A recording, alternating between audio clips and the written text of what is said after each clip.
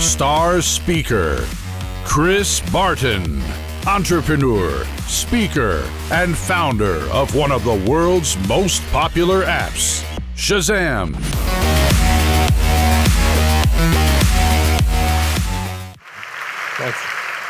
Thanks for having me.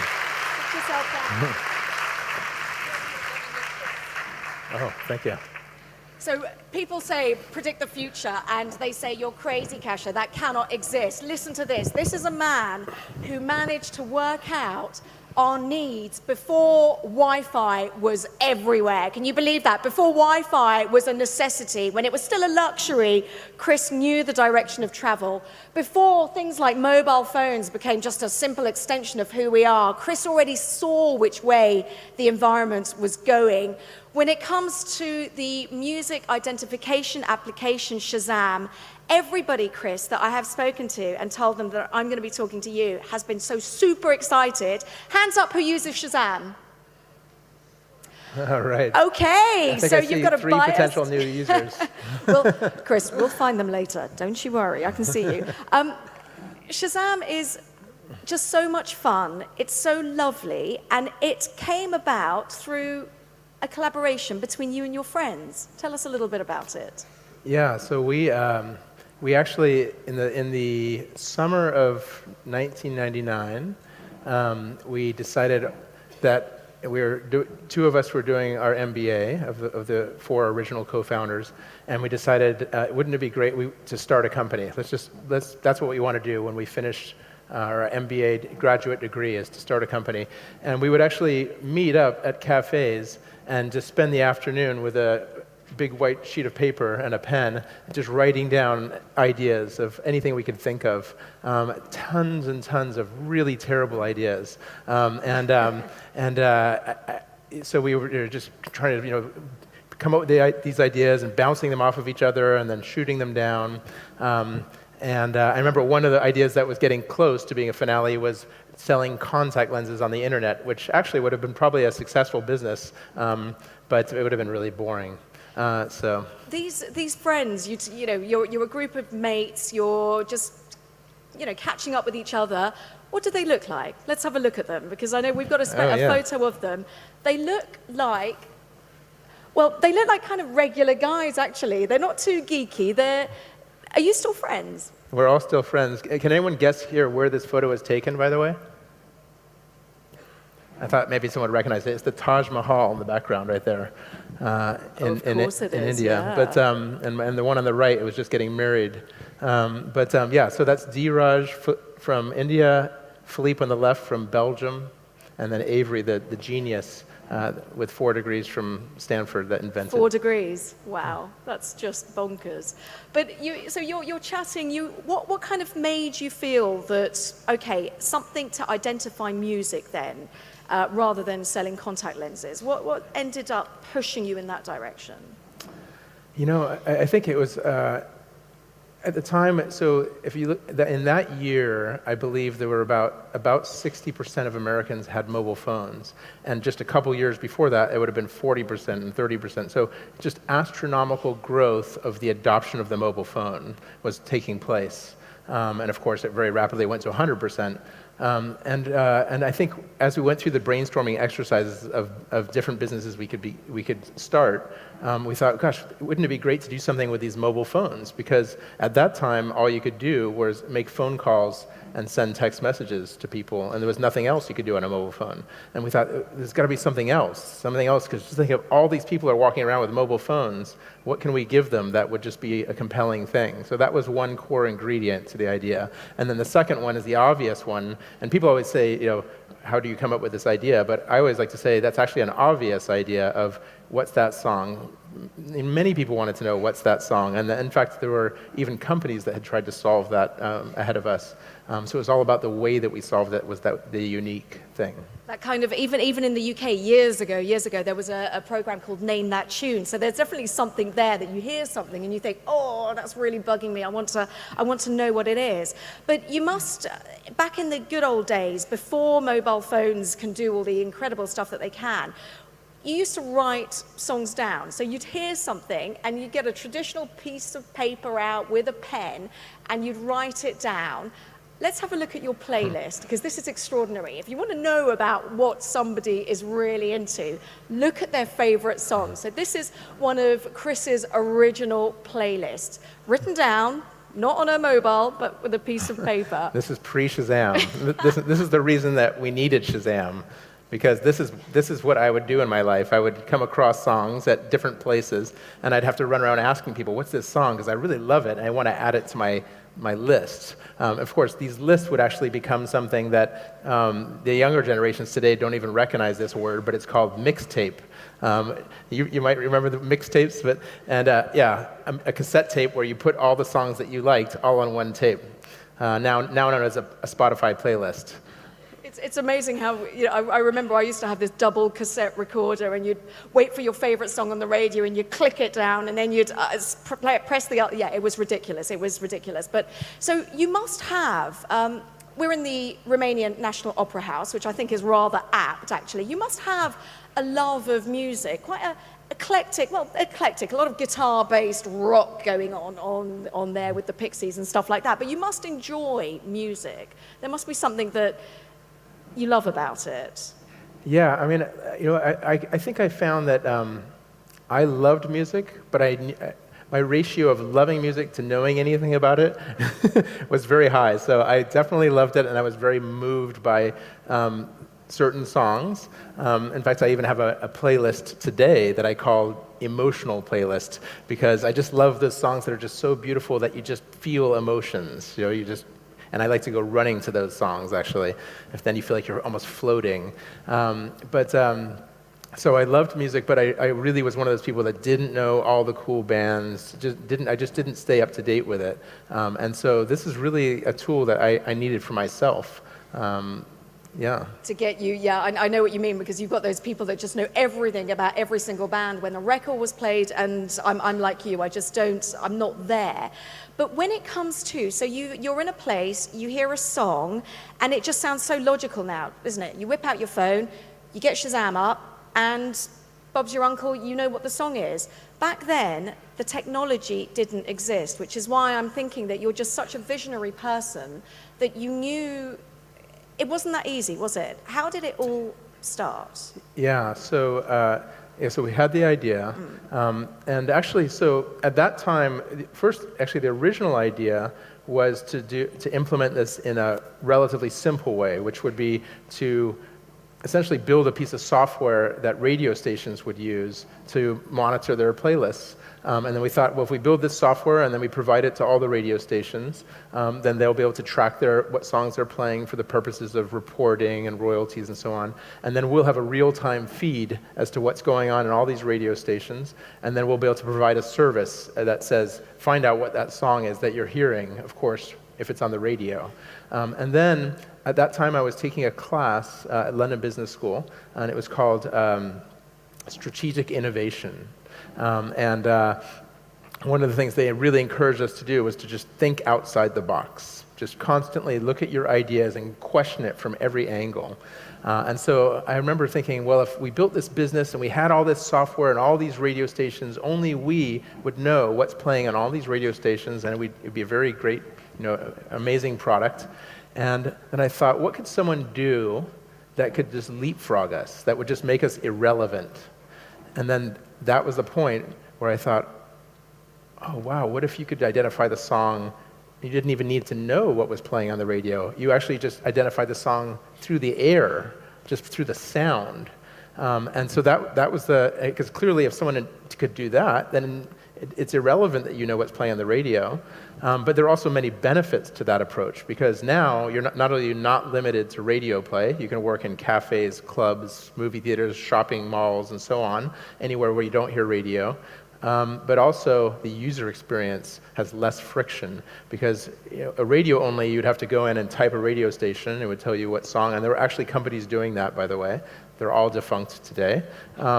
Lesson there, everyone. Yeah, and one of them, one that's not defunct was Sony. They actually had a project to do this. But clearly with this service, you would just hold your phone up and just get the answer. So there's no having to type anything in. It's just push a button. I'm a big believer in eliminating friction in a user experience. So that was the breakthrough. So that was the inception of the idea. But of course, as you mentioned, making that a reality didn't turn out to be quite as easy as we thought. Very quickly, we started reaching out to experts in this area, the type of technology that would enable this, which is known as audio signal processing. So essentially, it's electrical engineering, and it's focused on digital signal processing, and then within digital signal processing, you can focus on audio signal processing, and then within audio signal processing, which also includes things like voice recognition, there's some people that focused on music audio signal processing, and we found that there were some of these people, these experts, they were PhDs, and there were some of the top ones were in these two programs in the US, MIT Media Lab and Stanford, where they have a group called the Center for Computer Research in Music and Acoustics. That's where we went to approach PhDs with this idea saying, yes, could you just build this for us, please? Because I just want to, let's have a look at the technology that we're talking about, a little while back. Let's have a look at the phone that you initially, guys, do you remember that? Anybody remember one of those? You're all too young, aren't you? Exactly. Most of the time you just end up playing Snake on one of those things. But Chris is the kind of guy that is already looking at that and thinking 5, 6, 7 steps ahead, which is phenomenal. So when you approach these guys who possibly are a bit, I don't want to stereotype, but maybe a bit awkward and a bit pointy-headed and kind of, not necessarily big fans of music. When you say to them, look, Professor, we want to do this, what kind of feedback, were they open or did they push back? What kind of reaction did you have? No, the people we were approaching, because they were PhDs studying music signal processing, they definitely could resonate with the idea, but the problem was that they all said it was impossible. And the reason it was impossible at the time, and no one had ever done it, is that it turned out that in this field of essentially pattern recognition or artificial intelligence, simulating what a human brain is doing using computers, it turned out that in that field, when you combine two challenges at the same time, then often it would become impossible, certainly back then. And those two challenges were noise and scale. And so, if you had to do like voice recognition without noise, that would be a relatively easy thing. But once you introduce noise in the background, it makes it very, very hard. And then scale, clearly one of these guys could build this if the database only had, say, 100 songs in it, because then the choice is very limited. But if you have millions of songs, now it becomes very, very hard. The example I always give is, imagine if you said, your brother is sitting in this small room, you'd be able to identify them. If you said your brother is sitting in Wembley Stadium and find them, it would be very, very hard to do that. And so that's an example of the challenges of scale, even with the human brain. And yet, even though you've got all these people who are saying it's impossible, it's unachievable, you continue pushing, and you overcome it. I know you've got an example of how this possibly sounds to make it easier for our audience to understand. Talk us through this. Yeah, clearly what we're having to overcome here is, as I mentioned, noise. So that's the ambient sort of noise of people in the background talking, say, in a bar or a club or a shopping mall.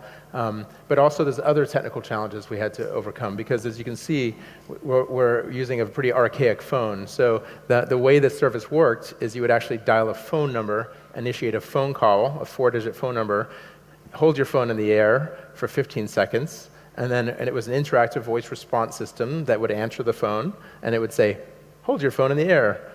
And then after 15 seconds, it would just hang up the call, and then you would get a text message to your phone with the name of the song. So that's the so what year are we talking about? When was this, when you'd have people doing that? That was launched commercially in 2002. 2002, people with those things would be standing around doing, that's phenomenal compared to what it is now. Yeah, and that's why we had very few users. Yeah, it was challenging. We had, literally tens of thousands of users as compared to, well over 150 million users today. Wow. And then when it comes to the challenges for to hear it, if you play how it would sound, what we're talking about. Yeah, this is fascinating. Yeah, so this gives you a sense of the technical problem that we had to overcome and why many of these PhDs said that they didn't know of any way to do it. So I'll start off by I'll start off by playing a 15-second clip of a song for you, just to listen to that first. I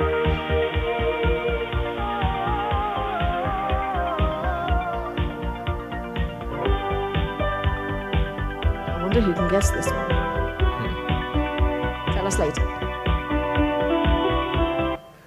And now I'll play that same exact 15 seconds from that same exact song as we would hear it when we were collecting the sound sample via a voice phone call from a phone.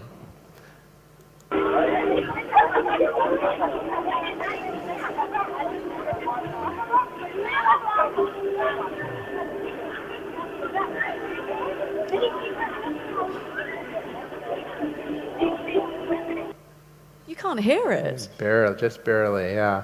And so you can see where it was such a challenge, because to identify that robustly against a database with millions of songs and be confident in the result for computers to do that, that was viewed as a problem it was unknown how to solve that to all these PhDs. And as I mentioned, you've got not only noise, but you also have noise cancellation technologies. These are technologies that are embedded onto phones that are built to emphasize the human voice and then de-emphasize all other sounds so that you don't hear too much noise, and that obviously works against capturing music over a phone call. And then we had things like speed variation, DJs changing the speed of songs on their record players, pitch correction when they do that digitally to adjust the pitch, reverberation, such as you get in a room like this with echoes and so on. So all these challenges that just made this, gave us a just incredibly hard challenge with the audio signal that we had to work with. So when it comes to the piece of technology, because it just blows your mind actually when you hear what Shazam is actually working with, when it comes to a piece of technology that has enabled it to, really made it possible, what would you identify that as being? I'm not sure. What would I identify What's the kind of piece of technology that has really that you thought, Christ goodness, without that it would just not work? I mean, not just the fact that a smartphone isn't a smartphone, but is there one specific thing that you think without that we would not have been able to take it to the next step? You'd still have people bashing the number in and getting a phone call back. Yeah.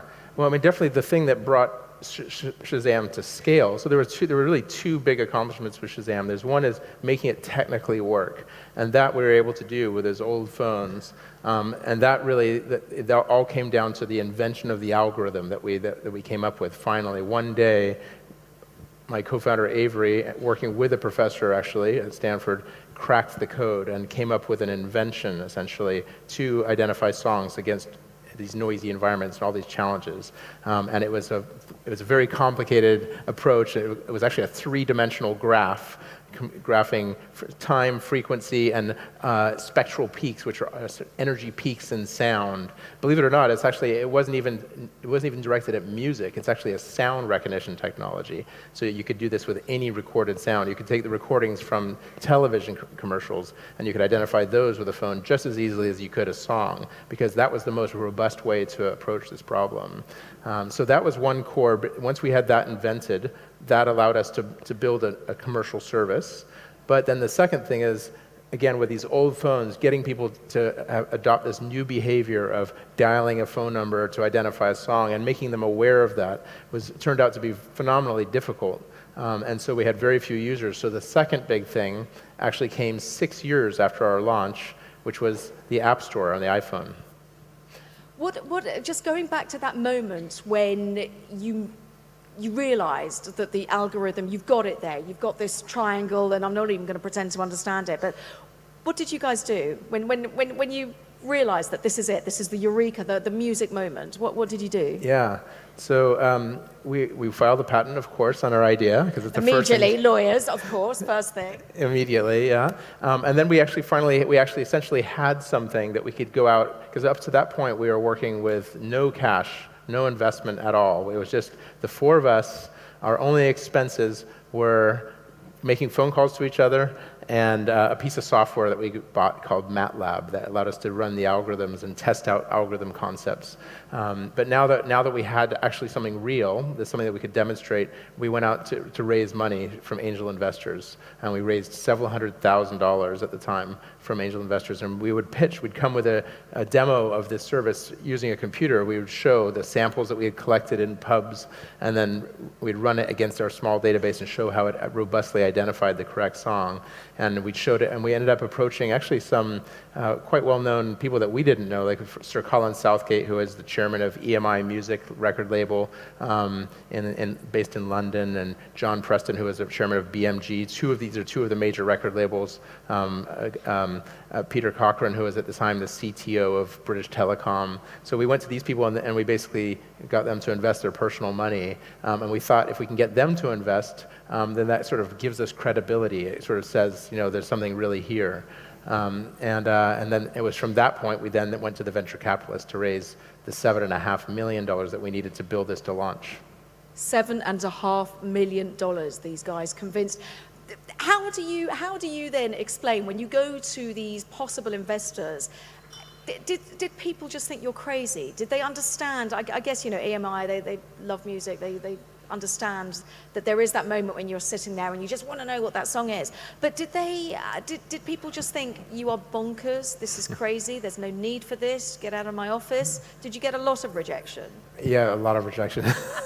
Tell us about it. I could probably give a TED talk on rejection after that experience. Actually, because the other thing is it was particularly challenging because of the time that we were raising money. So again, this is 2001.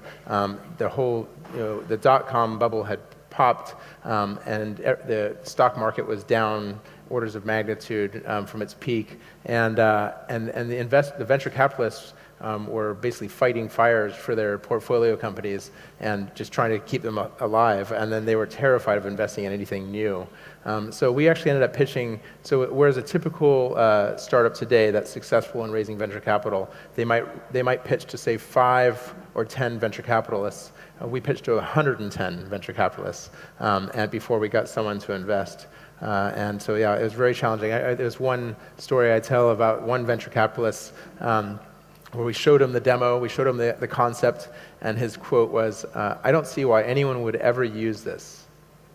Can you share who that was? Are you keeping that? No, I don't reveal that. Kiss and tell, but that is amazing. So he said he doesn't see why anybody would use this. How many people now use Shazam? Yeah, it's had over 1 billion downloads. It's over 150 million monthly active users. About 8 million new people will download it each month. Gosh, that must be so satisfying. That must be just so satisfying. But okay, so you're working in the early days of Shazam. You're desperately trying to get this investment. Is it the 4 of you that rock up to these meetings? How does it work on a practical basis? 4 friends, you've got this incredible, you've had the eureka moment, you're now trying to pitch for money. Did you buy a new suit? How does it work? Well, yeah, I don't think we had a suit. It's not cool to have a suit when you're an entrepreneur. But actually, I can tell you that the very first, I think, disagreement we had amongst co-founders was one of our first purchases, and that purchase was a projector. Because at that time, venture capitalists didn't have projectors in their offices, but we wanted to come in and do a presentation. So we would just bring our own projector to the meeting. We'd bring our computer and our projector. And so I remember saying, we have to buy this projector. It was going to be, 2,000 pounds or something like that. We were based in London, starting the company, and one co-founder was like, "Oh, we can't spend 2,000 pounds on a projector. That's too much." But yeah, so that we would go along. So typically, it would be two of us that would go to the meetings, yeah, we'd just go and knock on the doors, and often in like Berkeley Square or one of these Mayfair posh locations that the... These are really intimidating places. I can imagine that's quite a dramatic moment to walk through the door. So how do you even get an appointment with some of these people? The rule of thumb is warm introductions. So what you basically do is, you identify the firms, and then you kind of go, and this is before LinkedIn, but you just kind of go out to your network and just as much as you can try to find someone who knows someone who can get you into the door of the venture as a warm introduction. So that's how we got most of our meetings. But I can tell you the venture capitalists, many of them were essentially ex-investment bankers, and they were quite sort of buttoned up people, and they were like, who are these guys with this silly music thing? And I think the venture capitalist who funded us, he told us at one point that our reputation at the time was that we were known as the Brat Pack, because we were like these young guys that were like, yeah, we're going to do a music identification thing, and they're like, who are these guys? They don't know anything. That is amazing, isn't it? That's and bearing in mind those 4 guys that we saw at the beginning of this, friends who are going through all this journey together. It's phenomenal. When it comes to then turning Shazam into a commercial success, so you've got some investors, you've got them to finally hand over their money, some of them privately, which is just incredible. To turn Shazam then slowly into a commercial success, what are the kind of moments, the key moments that you'd pick up on? Yeah, so let's see. So, well, I mean, I would really start off by saying to make it a commercial success, we had to have a successful launch. And to have a successful launch, it was actually much more than just simply, not simply, but than inventing this algorithm. So now we essentially had to bring a whole bunch of things together in order to launch. So the main components were, we needed a search engine. So that, because we're going to search across every song every time someone dials this phone number. So in order to do that, we did some research, and at the time, and keep in mind, we started Shazam 2000, and Google had started in 1998, just 2 years before. And so we had heard, at that time, Google was a small company that people knew about, but it was not the prevalent search engine it is today. So in Silicon Valley, we heard, there's this search company called Google, and some other ones like Inktomi that have become forgotten, and they're using search technology that's known as a Beowulf cluster, basically a bunch of PCs, parallel processing. It's literally stacks of PCs, many PC computers all working together essentially to conduct this search. So we decided, okay, well, we're going to do the same thing, and so we built from the ground up, from scratch, and architected with some brilliant engineers a Beowulf cluster of PCs, something like, I think it started off at about 30 or 40 PC computers all stacked on top of each other, and in the RAM of these PCs we would store the fingerprints of the music. And then every time someone called, we'd search across all those PCs in tiny fractions of a second and find the result. So that was one piece we had, is this search engine. The second thing that we had was the music database. So of course, what good is a search engine without the actual things to search? And so we needed to have all the fingerprints, and these are sort of, fingerprints are basically mathematical descriptions of the music. And so we're translating essentially a song into this mathematical, essentially, description or fingerprint. And so we had to create this database of these fingerprints of all the music. And to do that, we had to get a hold of all the music. Well, how did we do that? How do you do that? So what we did is we approached, so the largest record store in the UK at the time, the 2 largest record stores were both on Oxford Street. They were Virgin Megastore and HMV. Oh my gosh, I think they've both moved now, certainly. But yeah, that's a long time ago. That was back in the day when people bought CDs. And so if you went into those stores, they were huge stores, and if you bought one of every single CD, you would have about 15,000 unique CDs in your bag, and which is about, we'll call it about 300,000 songs, roughly. But there was one distributor that would send the CDs to these retailers, and they were called Entertainment UK, and they had 100,000 CDs. So far more music. That's about 1.7 million songs. And so basically, we partnered up with them to basically get access to these CDs, and as a joint effort. You make it sound so simple. Just hold on there. So you partnered up, like, these young 4 guys going up to this massive distributor saying, hey, we want to partner up. Was it that simple? I can't imagine it. It was very, very hard, because you're a little startup with, not recognized, and as far as they know, you're going to be bankrupt in 2 months' time. So it's definitely a huge challenge in trying to convince these companies. But once we did convince them, we were able to... How did you convince them? That's my co-founder. I just assigned him to do that. Delegation, there you go. That's how you make the big bucks, delegation. He's very productive and very persistent, like a bulldog. But then here's what's really interesting, is that now what we had to do is once we had access to these CDs, we had to hire about 25 or 30 18-year-olds that worked in 3 shifts, 8-hour shifts, 24 hours a day, going in, taking CDs, putting them into computers to take the fingerprints from the CD, and then typing the name of every song and every artist and every album name into the software to create this database that we could search. So I was going to ask, did somebody have to physically do that? And then I thought, that's such a stupid question. I don't understand technology. So you're saying that loads of 18-year-olds working early in the morning as well? I don't believe that. Working through the night, 24/7, seriously, physically typing in everything manually? Manually. And because it was our only choice. Again, at that time, there was no Spotify, there was no iTunes, there were no digital databases that we could access. Otherwise, you would just go and you'd apply the software to a digital database and just run it across the database. But we had to create it from scratch. So what year are we? At which point of the Shazam journey are we there? What year is that? So this is all really, we closed the venture round in 2001 and we launched in 2002. So we had 1 year between when we got the $7.5 million check and when we had to launch our service, because otherwise we'd run out of money. How much pressure were you under? And actually, what did that room smell like with all those young people in it? Well, it was way off in the distance and on the outskirts of London, so there's lots of fresh air. Okay. But it really was 3, because we had a limited number of months of kind of burn rate, as they say in entrepreneur world, and so we had a limited number of months. So that's why we had to have these 3 shifts, because if we're going to get through all 100,000 CDs and create this database of 1.7 million songs, it's going to take some time. Would you guys go and visit this? I'm fascinated by this, aren't you? Would you visit this sort of? How would you got a factory of young people inputting? Would you go and see them? How it works? Check up on them? Yeah, we actually even had people permanently on site there. But yeah, absolutely. I mean, but that was just one of many things going on. I mean, that was one initiative that was critical to our launch. Meanwhile, we had software engineers. I think we were about 30 full-time employees at the time, building the software so we could tie into create interactive voice response systems that would answer the phone call, tie into the text messaging, which we had to tie into with the mobile operators to send the message back. We had to form partnerships also. Talking about difficult partnerships, we had to do partnerships with each of the 4 mobile operators in the UK, which is our first market, which is Vodafone, Orange, T-Mobile, and O2 at the time.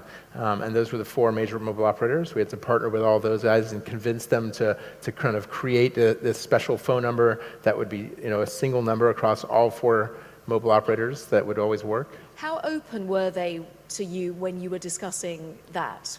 Any knockbacks at that stage? I mean, they were definitely not making it easy.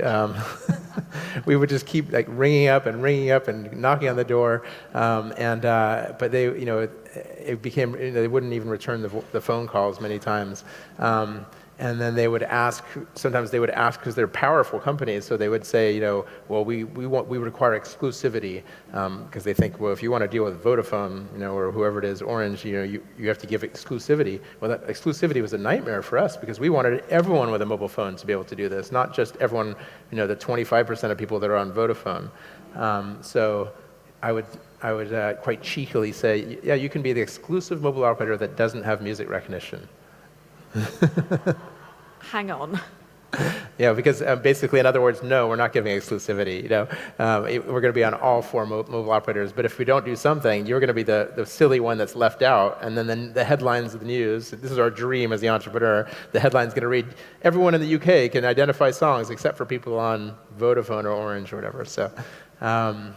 But anyway, the reality is you're having to make it out to be this big thing, like this is going to be the next big thing. But the reality is you're a tiny startup and you're unknown. You haven't launched a service, you have no revenues, and you're funded by venture capital that can run out in a matter of months.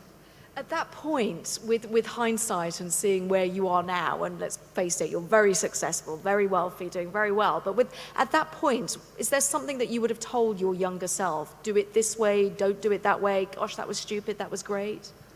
I think the main learning for me with regards to Shazam was the importance of finding early revenue. I always like to say that for any startup, revenue is like oxygen. I mean, literally, as if you're like a scuba diver. If you run out of oxygen, that's not good. And for a startup, revenue is like oxygen because it becomes the money that's going to keep funding your business. Because it's not the case that venture capitalists are going to just this open pocketbook of just, here, have some more money, have some more money. It's the reverse. They're worried about losing those investments. And so what we ended up doing, but we probably started later than I would have wanted to, I realize now that we should have started this earlier, is building businesses that would bring in very early revenue on the side. So the business that we did build, and that I would have built earlier, was one where we would do this music recognition but on behalf of performance societies. So we would actually find out what's playing across all radio stations, as an example, monitor it with our very fast and efficient and powerful algorithms, and then create reports, because it turned out that actually there's big companies that needed to know every single song played on the radio for the purposes of paying out royalties. And we actually did build a successful business out of that. But that's a really critical way for entrepreneurs. I mean, the example I always give is in Google's early days, their early revenue was that they powered Yahoo search. So way before Google was making a lot of money, they were getting a check from Yahoo each year to run their search, and that's how they funded their company in their early years. And that kind of approach is really important, I think, for startups. Was there ever a moment where you kind of thought, oh, this is just not going to work, let's perhaps focus on one of the smaller aspects and drive that forward and put Shazam as we know it today to one side? No, I think we always were very passionate about the Shazam concept. That was always the core focus of the big vision, because we always felt like that was the killer app that the world needed. I think we just under-anticipated just how hard it would be for the world to get to know it. We didn't recognize that. I think if you read in the press at the time, there was all these things coming down around the corner. There was 3G. Believe it or not, we launched before 3G. There was phones with color screens, but no one anticipated smartphones at that point. So what we didn't know, and no one in the world could have known, is that the real thing we needed was smartphones and apps and app stores. And those were 6 years away from our launch. And that was a lot longer than I think anyone knew, that the world of capabilities in the mobile environment that would bring Shazam into its limelight would be so far away. Because once you have apps and an app store, you solve all the big problems for Shazam. So you now have a form of distribution as a way for people to find your service, right? Otherwise, there was no distribution without an app store. You also have all the experiences that we pitched that would be core to our product, such as seeing the cover of the album, listening to clips of the song. All these are things that are only feasible in apps, but were not feasible when you dial a phone number and get a text message back. Sharing the song with friends, previewing the song, adding the song to playlists, all these things that, in fact, even just downloading the song, that's something that you couldn't do on those old phones. It's only on things like iPhones where you could immediately download from iTunes. So basically, that was a very long ways away, but I think we assumed it was much closer. It feels like another lifetime away, doesn't it? It feels like a time when calling up, texting, getting a text back. Who does that these days? You tell us about the launch then, because before we jump to the creation of apps and Apple stores and all the rest of it, you launched. My goodness, what did that feel like? It was amazing. Just to have built, because I think even our venture capitalists were nervous, is this even feasible to actually build to launch? Because we had essentially shown a demo with a small amount of songs, 2,000 or 3,000 songs, but now we were really going to launch with a database of 1.7 million songs. And we were going to launch so that any phone could actually just dial in and get a text message back. In fact, as a funny story, I remember that the venture capitalist was so nervous about this working. We gave him a special test phone number that he could use before our launch, and he could use this number that he had access to, and he can go and identify songs on his mobile phone. And he would go and do this, and he was very nervous because he had put in $7.5 million into this business. And what he would do, but for some reason, it was a strange bug where for him and for him only, every time he identified a song, no matter what song he identified, it would come back as the Pixies. And he was terrified because he thought, this service is not working. Why is it always saying that it's the Pixies? And we were stumped. We had no idea, because for everyone else it was working just fine, but for him it would always come back and say the Pixies. How much do you hate the Pixies? Yeah, exactly. But, so do you want to know? So we dug into it, and we dug up the submissions of what he had done, and we were trying to think, why is this only happening to him and no one else? And we figured out the answer. It was because he was so nervous about it not working that he would actually go with his phone right up to the speaker, cause a feedback sound, and that is identical to a song of the Pixies. That's just amazing. Oh goodness, the nerves, it shows just the things that you can foresee and then the things that are just so out of your control. So let's fast forward then. So you launched, you finally placated, the nerves of this guy, got over the Pixies and the feedback. What happens then when you then have this creation of Apple apps, iStores, and suddenly it really runs away? Yeah, so basically, I guess basically when the App Store launched was 2008, and we had come up with this concept in 2000. So we're now 8 years out from when we started this business, and 6 years from after we launched. And we had been struggling, and we'd always remained at about 30 employees. We had rounds of layoffs, barely surviving for all this time. And suddenly the App Store launched. And the one thing that Apple launched right along with the App Store was the rankings. And in real time, you could see, in fact, even every consumer could go in and see top 100 apps and see the rankings. And then later they even did, by category and so on. But there we were from the launch onwards, not just from day one, but week one, month one, we just continuously stayed in the top 100 apps. And it was so exciting because there were thousands and then tens of thousands and then hundreds of thousands of apps, but we were just consistently proving to be finally kind of surviving and thriving really in this sort of pure meritocracy of an app store. And it was just incredibly exciting. And actually, a venture capital firm ended up approaching Kleiner Perkins, which is actually one of the top prestigious venture capital firms of Silicon Valley, approached Shazam and said, we'd like to invest. And that was the beginning of kind of a new trajectory for Shazam, because basically we were going to ride this curve, essentially a hockey stick of growth, that basically followed the lines of the adoption of smartphones, which was dramatic in the ensuing years. And we, of course, along with it, we raised a lot of venture capital. So whereas, let's say, at the time of the App Store, we had probably raised a cumulative total of, I'm going to guess, $10-12 million. By the time you fast forward to when Apple acquired us a year ago, we raised $140 million in total. So you can see in those ensuing years, we raised lots of big rounds to kind of really bet big on this business and just invest in a better and better product. How grateful are you to the invention of smartphones? I think I can't tell you how many days I say, thank you, Steve Jobs. You changed the world. I mean, in multiple ways, because it ended up Apple bought Shazam, but yeah, I mean, the way that the smartphones and the App Store changed the world is, I'm incredibly grateful. So, how much, when with that first massive piece of investment, just remind us again that figure because I can't even begin it, 140 million. Okay, yeah. That just rolls off the tongue, doesn't it? When was it a risk, did you think, at that point, and then we're talking before Apple here, but did you think, oh, I'm not sure, maybe I just want to keep hold of this is my precious ring like the Hobbit, I don't want to let go? No, I think that we're excited to finally have a kind of a finale. I mean, when venture capitalists invest in any startup, everyone knows they're signing up to getting an exit at some point.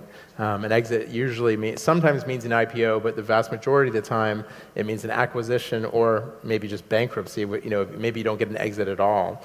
And then the funny thing is, venture capitalists, they typically like to see a time horizon that they're going to get their exits. So a few years. I think not many of them realized it would be 18 years, which is what it was for Shazam. And throughout that 18-year period, we were always 2 years away from exit. So we thought, as soon as it's going to happen, we'll find this, grand finale. But no, I mean, from my perspective, like Apple is a company that is having such respect for, and has such beautiful products, beautiful experiences. That's really what has made it so successful, and that aligns perfectly with what I've always has been most important to me about Shazam. It's something that is just has a beautiful experience, is incredibly delightful to users, and so the alignment of Apple's goals is perfect with where I would like to see Shazam go. So let's just remind everybody what happened with, so Apple approached you. How does that work when you've got something as successful as Shazam and then a company like Apple? How do the two come together? Did you approach them? Did they approach you? A love-in? How does this work? Yeah, well, we were actually already very close to Apple because we were driving very significant. We were, I think, one of their top, if not their number one driver of affiliate sales of iTunes downloads. So we were driving over $300 million a year at the peak of people downloading songs from iTunes, $300 million of purchases of music. So we were actually a significant partner of theirs, and we would do, when they would release new OS versions, we were often, right there at their side, making sure that our app would showcase the latest technologies. And in fact, we even powered Siri. So Siri has music recognition, and that's powered by Shazam. So that was a partnership that was put in place before Apple acquiring Shazam. So we were already very, very close to Apple, and that's the best way, to end up as an acquisition, is to already be a close partner of a company. So yeah, I mean, the reality is there's a point where we made it clear you're ready to sell the company. Of course, there's multiple conversations that go on with multiple potential buyers, and you have the assistance of, highly, experts, investment bankers that are specialized in these types of orchestrating this whole process. And so the grand finale was that the best match was Apple. So bearing in mind that Apple rarely acquires other companies, you talk about the relationship between Shazam and Apple beforehand. Is that why they went with you? Is there something else? What's your thinking? I think it was a combination of things. I think one is that we had a very, very, very positive relationship over many, many years. I think a secondary thing is that music is very important to Apple, and although they had been the leader, they had been by far the leader in digital music with iTunes, but then with the advent of streaming music, Spotify kind of usurped that lead role, and so they were no longer the market leader in streaming music. So they need to be creative about thinking about new things they can do. And then, frankly, as a business, I mean, Apple. I mean, if you read in the press, Apple was all about selling devices in the past, and it's really moved very aggressively towards services as a big part of its revenue stream and a growing part of its revenue stream. And things like Apple Music are one big part of their services revenue. So again, the importance of things like Apple Music became even more prevalent within Apple. So I think all those things coming together just made the Shazam just a great fit with Apple. Going back to those four of you, these four guys that 18 years ago launched this, was there anybody that was pushing back, maybe wanting to withhold, or any anxiety, any anxiousness? I mean, the contract itself, the amount of legal lawyers involved in that kind of deal must have been breathtaking. Yeah, I mean, well, this is public information because you can read about it in the press, but the biggest pushback was coming from the EU itself. So we were put under a tremendous scrutiny by the EU in terms of whether they would allow this acquisition. And in fact, it delayed the EU review, ended up being so extensive and so time-consuming through multiple stages that it ended up delaying the acquisition. I believe it was almost a year, just shy of a year. So it was quite a long time to wait when you're planning to just do an acquisition and be done within a matter of weeks, and then we end up having to kind of be wondering whether this will be allowed for almost a year. Wow, the red tape of the EU. Yes, well, we sort of hear a lot about that in the UK, actually, but I'll gloss over that. How did you feel, given that this massive giant was taking over your baby? It must have been quite sad. No, I definitely don't think sad. No. You're thinking of the money then? Okay, I guess that helps. Yeah, I think that here's what I was very happy about. Number one, it continued to be Shazam. So it didn't just Shazam didn't just go away and become Apple identification. The brand of Shazam, which is so well recognized and has become a verb, continues to live on as part of Apple. Number two is that the team at Shazam are still a cohesive team that have their own office and so on. So even as a company, which I care dearly about, it still sort of lives on. And then three, that ultimately Apple really continues to push the product towards better and better experiences. So one of the first things they did is remove the ads from Shazam, which was something that we had to have just to pay the bills. But ultimately, frankly, as the founder, it's my dream to have no ads, because I would like to have the most beautiful experience possible rather than little ads popping up everywhere in the app. So yeah, there's nothing negative whatsoever. Stop it, you're being so diplomatic. There must be something that you think, oh, I just wish they wouldn't do that. It was my baby. They seriously. There's nothing. Honestly, great media training going on here. So you've sold Shazam. Apple has got Shazam. Chris, what do you do? What do you do now? Sail around the world enjoying the amazing lifestyle? Because I don't believe that for a minute. I know that there's so much going on in your mind. You can feel the energy.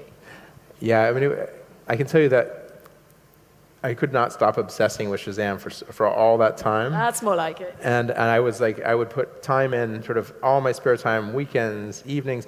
When I went for a run, I was always thinking about, oh, we need to do this, we need to do that. But now that it's truly done, it's owned by Apple, the board is dissolved, I have no involvement whatsoever, I can finally let go. Although I have to admit, the other day I did send an email saying, you should do this. What did they write back? Just out of office, like, just go away, Chris, it's over. Yeah, luckily I know the personalities there so well, so they were responsive. So now I'm focused on a new startup. It's still, I guess they call it in entrepreneur world a little bit stealth mode, so it's not fully disclosed what it is, but I can tell you a little bit about it. I'll tell you what the core ingredients were as to what I wanted to do for a startup. So I wanted it to be something that's a little bit more mission-driven or impact-driven. So I would say Shazam never saved a life, and this startup will save lives. So it's that's just bearing in mind, guys, you're hearing this. This is amazing stuff. Wow. I hope, and I love the idea that I always kind of almost feel envious of a medical doctor or a surgeon who can actually say they saved a life. So I would really love to start a business that just every day, even when all the employees are sleeping, the product is saving lives.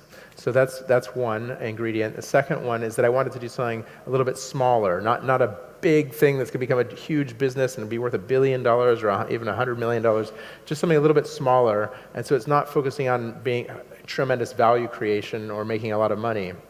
And also, by doing that, it would be a little bit less stressful. Because frankly, when you raise $140 million, there's a lot of people that are looking to get returns on their investment, and that creates a lot of stress. And who wants that amount of stress? So I call this a lifestyle business to some extent, I guess. And then the third ingredient is the one that's completely synchronized with what I did with Shazam, is I love working with a disruptive innovation in cutting-edge technology. Because Shazam was artificial intelligence back in 2000, when before artificial intelligence was even a hip thing. And so this startup is going to be focused on machine learning, artificial intelligence applications specifically to computer vision. And for those that don't know what computer vision is basically computers doing the equivalent of seeing like a human brain. So the most famous one that you read about today of implementation of computer vision is self-driving cars, because they're basically looking at the road and saying, tree, stop sign, car, pedestrian, must not run over the pedestrian, and that's all computers that are doing that, because computer vision. So that's what I'm focused on, is computer vision, which is reliant, the modern day computer vision is now reliant on machine learning, far more effective and advanced than old style computer vision, which was more rules-based, traditional computer algorithms, and focused on saving lives. You're going to be God. I'm getting the impression that you're going to take over the world. Seeing as you were so visionary with Shazam and you predicted smartphones before they were a thing, Wi-Fi before it was a thing, what's your feeling of where we're going in say 3, 5, 10 years' time? I mean, I do believe that this core ingredient that I just mentioned, machine learning, is the most foundational aspect of change that we're going to see.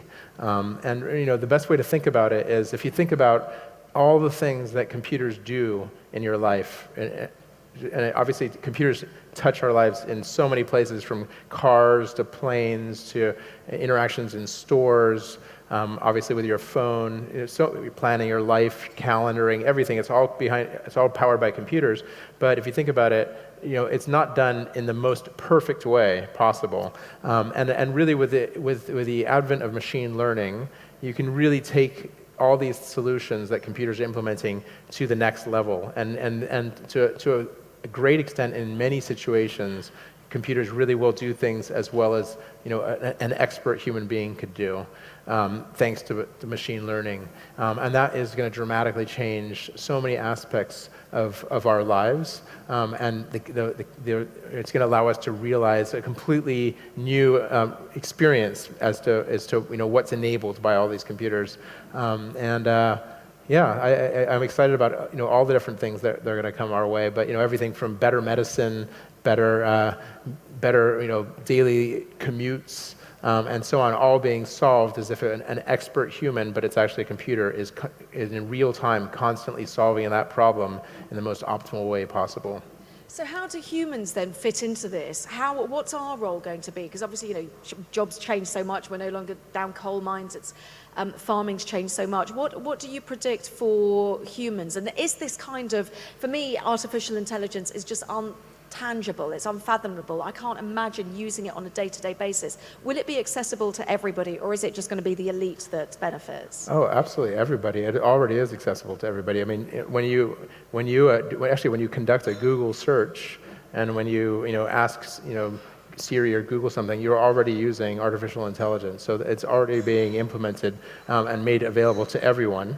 I think that I don't think it will be something that will be kind of only available to the elite or people with special access, because I think that ultimately the companies are going to be driven to maximize their revenues and their profits, and maximizing your revenues and profits comes from the same things that Google has done, is just getting access to as many people as possible. Of course, they ultimately want access to your credit cards, so that you'll start spending with them, but they just want to do a better and better job of getting you to be loyal to their service, use their service, make your transactions through them, and so on. And this will all be, continue to push forward with artificial intelligence. And when it comes to you now, everyone knows your success. They know Shazam. People love it so much. When you've got a group of 4 young guys rocking up at your office asking for money and invest, what do you say yes to? What do you say no to? What are you excited about that you feel coming through as the next generation starts tapping you up for a bit of cash? Yeah, well, I'm not a big active investor. I have done 3. Oh. I have done 3 angel investments, so I can tell you my commonality for those. I would say, and this is the same thing that many venture capitalists will say, is in those early stages, it's so much as about the team. So, because there's just some entrepreneurs, you can just feel their passion, feel their focus. You just know that there's just, if it is possible to do, they're going to do it, and they're going to just keep on trying. And even if it means they have to change the way they do things and so on, that the passion and drive that they have is you can really sense it. So that's definitely one ingredient.